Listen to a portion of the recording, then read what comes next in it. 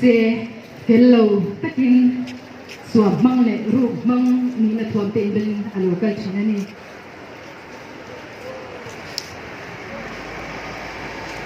ro pui na ka kan zon lai a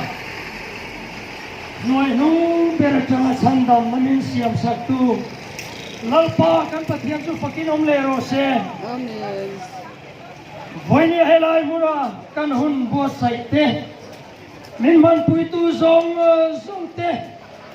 sum le pai se lalpa mai na chang le tu te in zavaya chunga lalpa kan pathian sunia ga in man som cholo se helai dam chunin chiakin renga suai cheu sela sisel le bar som na kong tin renga mal som na tam takin vur cheu ro se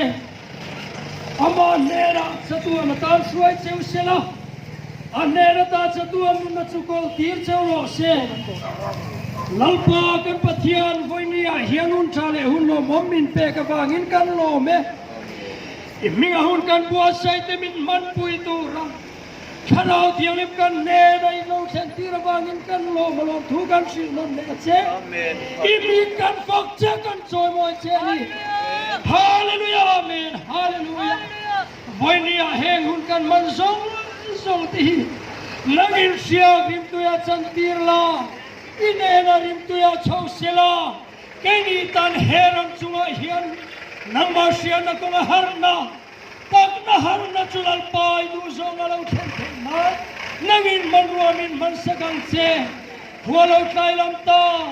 tani ko la lo liam don ta lali su kan nena lo chengam che dai khwa min var puila imal som khobar min khentirang che heng zo zo min chandam tu lali su Krista min kan dile amen